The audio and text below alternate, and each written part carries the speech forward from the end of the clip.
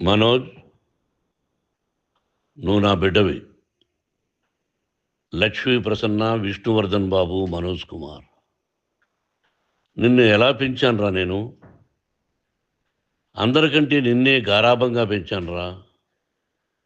నీకే ఎక్కువ ఖర్చు పెట్టి చదివించాలని ప్రయత్నం చేశానురా. నువ్వు ఏది అడిగినా నేను నీకు ఇచ్చానురా. కానీ ఈ రోజున నువ్వు చేస్తున్న పని బిడ్డల గుండెల మీద తంతారంటారే, అలా తన్నేవరా. మనసు ఆవేదనతో కింగిపోతుందిరా. నేను మీ అమ్మ ఏడ్చుకుంటున్నావురా. జర్నలిజం ఉన్నది లేనిది, లేనిది ఉన్నట్టు రాస్తున్నారా. నువ్వు నన్ను కొట్టడం ఏంట్రా? నా బిడ్డ నన్ను తాకలా. ఇద్దరం ఘర్షణ పడ్డాం కొన్ని కారణాల వల్ల. ప్రతి ఫ్యామిలీలోనూ ఉంటాయిరా ఇవి.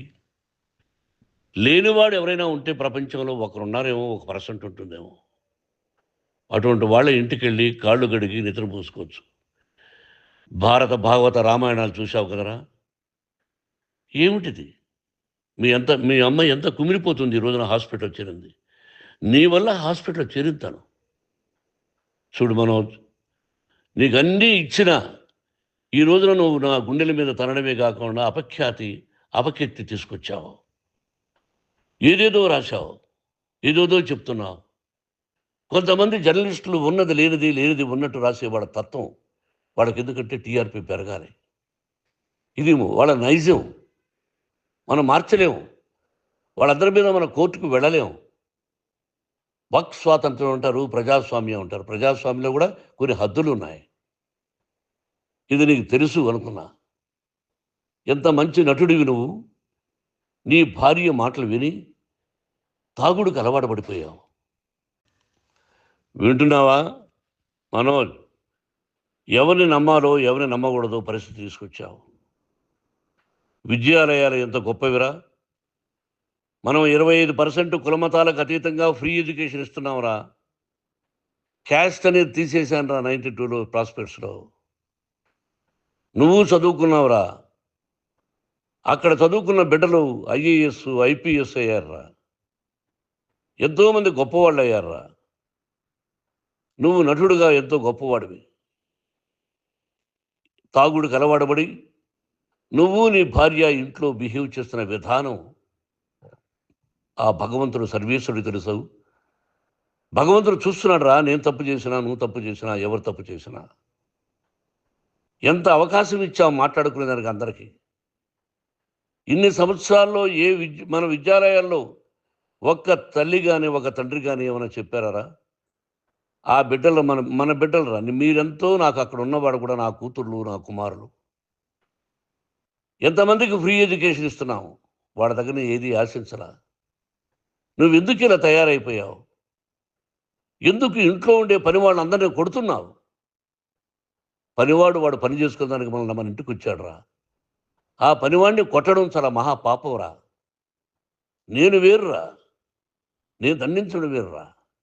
నేను ఎవరిని ఆ చిన్న చిన్న వాళ్ళని కొట్టి ఇచ్చేసి చేయలేదురా. సినిమా ఇండస్ట్రీలో మోహన్ బాబు కొడతాడు, తిడతాడు అంటే అది షూటింగ్లో జరిగి ఉండొచ్చేమో. కానీ ఇంట్లో ఉండి 10 సంవత్సరాల నుంచి 20 సంవత్సరాల నుంచి పనివాళ్ళు ఉన్నారు. నేను ఇంట్లో లేని సమయంలో వాళ్ళందరినీ కొట్టి వాళ్ళ ఫోన్ లాక్కొని ఒకడైతే చచ్చిపోవాలి.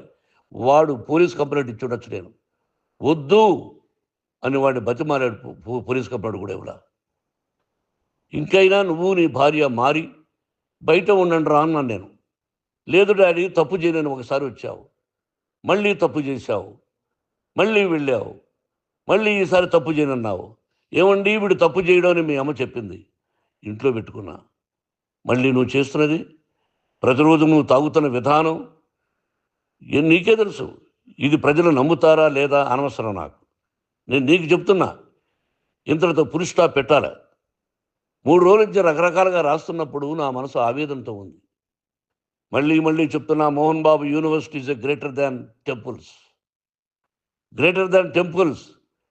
బిడ్డలను కాలేజీలో చేర్చుకునే ముందు చెప్తారు, అన్నయ్య ఎంత ఉంది యూనివర్సిటీ రూల్సు, ఇది మా పద్ధతి, మీకు ఇష్టమైతే చేర్చండి. గవర్నమెంట్ ఏమి ఇస్తుందో ఇంత పర్సంటేజీ వాళ్ళకు కూడా మీ దగ్గర ఎందుకు డబ్బు తీసుకుంటున్నాం అంటే దానికి అర్థం పరమార్థం చెప్పాము. దొంగతనంగా తీసుకోలేదు. ప్రతిదానికి చెక్కులు ఉన్నాయి.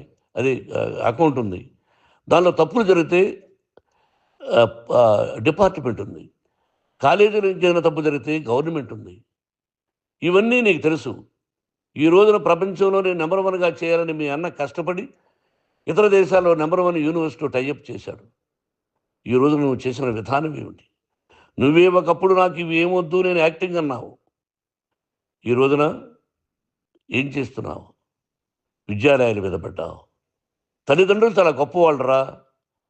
కొంతమందికి డబ్బు కట్టలేకపోవచ్చు. కట్టని వాళ్ళకు కొంత సహాయం చేసావు. అంతా సహాయం చేయలేము. బ్యాంకుల్లో డబ్బు కట్టాలి. లెక్చరర్స్కి డబ్బులు ఇవ్వాలి. యూనివర్సిటీ బ్రహ్మాండంగా నడపాలంటే మంచి లెక్చరర్స్ కావాలి. ఇవన్నీ తెలిసి చేస్తున్నావురా 32, 33 సంవత్సరాల నుంచి. అది పక్కన పెడితే అందరినీ కొట్టడానికి వస్తావు.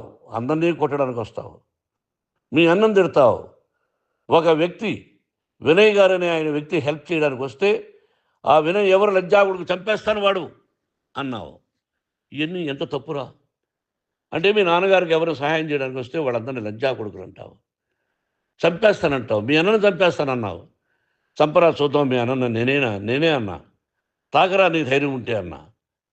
ఎంతమందిని చంపాలనుకుంటున్నావు? ఎంతమందిని చేయాలనుకుంటున్నావు? నువ్వు ఏం సాధించాలనుకుంటున్నావు? ఆలోచించుకో. ఈ ఇంట్లోకి అడుగు పెట్టడానికి నీకు అధికారం లేదు. ఇది నా కష్టార్జితం. మా నాన్నగారు 10 రూపాయలు 10 పైసలు కూడా ఇవ్వలేదురా. మంచి జన్మనిచ్చాడు మా నాన్నగారు. మద్రాసుకు వెళ్ళి వీధుల్లో అడుగు తిన్నానురా. ఒక పూట కూడా భోజనం లేకుండా అడుగు తిన్నానురా. న్యాయంగా మోహన్ బాబు తిడతాడు కొడతాడంటారు కానీ మోసగాడు అనలేదురా. నీట్ పార్లమెంటేరియన్గా బయట వచ్చానురా. నువ్వు నా పరువు ప్రఖ్యాతులు మంట కలిపావు. ఏమిటి నేను చేసిన అన్యాయం? నీకు జన్మనిచ్చాను. అదా నేను చేసిన పాపం. అందుకే ఇది నా ఇల్లు అన్నావు. నువ్వు నీ ఇల్లు కాదు. నీ కష్టార్జితంతో నువ్వు సంపాదించుకున్న ఇల్లు నీది. ఇది నా డబ్బు, నా కష్టార్జితం. నా కష్టార్జితంలో నేను పిలిస్తేనే మీరు ఇంట్లోకి రావాలి. అటువంటిది పోగొట్టుకున్నావు నువ్వు. ఆస్తులు అంటావా? ముగ్గురికి సమానంగా రాయాలా లేదా అది నా ఇష్టం. ఆస్తులు ఇస్తానా, లేకపోతే గంగపాలు చేస్తానా, లేకపోతే ఎవరికైనా దానధర్మాలు చేస్తానా, అది నాకు సంబంధించిందిరా. నా కష్టార్జితం రా. మీరు చేస్తున్న విధానం గుణగణాలు కావాలరా. మందు తాగచ్చురా. ఎంత తాగాలి? నేను కూడా 1 or 2 పెగ్స్ తీసుకుంటా. ఇది తప్పు కాదు, జనానికి తెలియాలి. నా డబ్బు ఇది. తాగి ఎవరిని కొట్లా. తాగి నేను తింటున్నా. అది ప్రజలకు అక్కర్లా. నేను తప్పు చేస్తేనే ప్రజలకు కావాలా. ఇవన్నీ ఉన్నాయిరా. ఇవన్నీ తెలుసుకో. జర్నలిస్ట్ సోదరులారా, మీకు నా గతాన్ని తెలుసు, నా భవిష్యత్తు, నేను ఎక్కడి నుంచి వచ్చాను కూడా మీకు తెలుసు. ఈ రోజున మీరు రాస్తున్న విధానం, నా బిడ్డ నన్ను కొట్టాడన్నారు. ఎంత తప్పు. ఈ రోజున నా బిడ్డ మీద కోపంతో అవును చెప్పచ్చు. కాదు, వాడు నా మీద చెయ్యెత్తలేదు. నేను ఘర్షణ పడ్డాం. ఘర్షణ వేరు, కొట్టుకోవడం వేరు. గాయాలతో హాస్పిటల్కి వచ్చి కుంటుగా నడిచాడు. మళ్ళీ ఏమని పోలీస్ స్టేషన్కి వెళ్ళి చెప్పాడు. ఎవరో 2 ఉన్నారు, వాళ్ళిద్దరూ నా మీద దాడి చేశారన్నాడు. నా ఇంట్లో పనిచేస్తున్న వ్యక్తుల గురించి పోలీస్ స్టేషన్కి వెళ్ళి చెప్పవలసిన అవసరం అతనికి లేదు, హక్కు లేదు.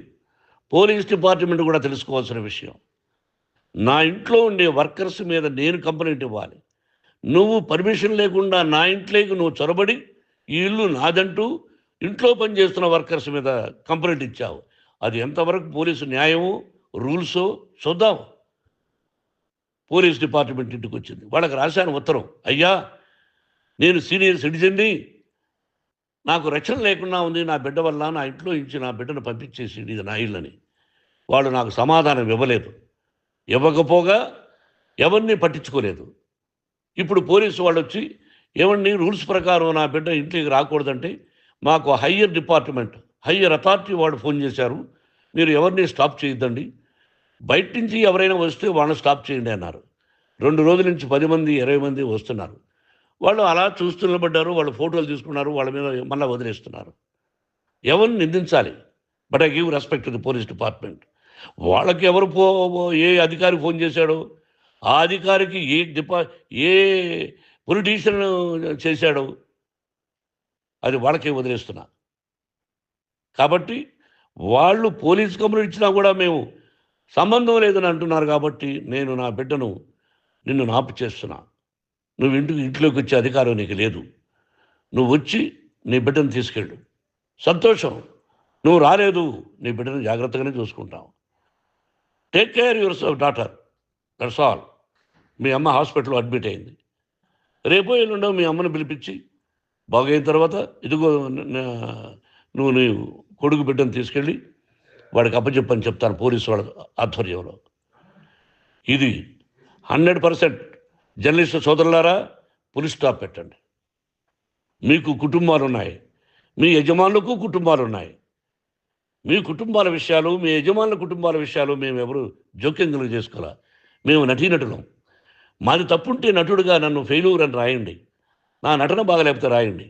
బట్ ఇంటి లోపల సందులో నుంచి చూస్తూ తప్పు చేస్తున్నామని ఉన్నది లేనిది ఉన్నట్టు రాయకండి. మీకు నా హృదయపూర్వక నమస్కారాలు. ఇన్ని రోజులు హృదయపూర్వకంగా ఎంకరేజ్మెంట్ చేశారు. ఆ ఎంకరేజ్మెంట్కు నమస్కారం చేసుకుంటూ I love you all. I love you police department. మీరు న్యాయంగా ధర్మంగా నడుచుకోండి, ఎవరికి తొత్తుల్లాగా ఉండొద్దండి అని మనవి చేసుకుంటూ నేను సెలవు తీసుకుంటాను. Thank you very much for all the journalist. ఇక్కడ పులి స్టాప్ పెట్టండి. Thank you very much.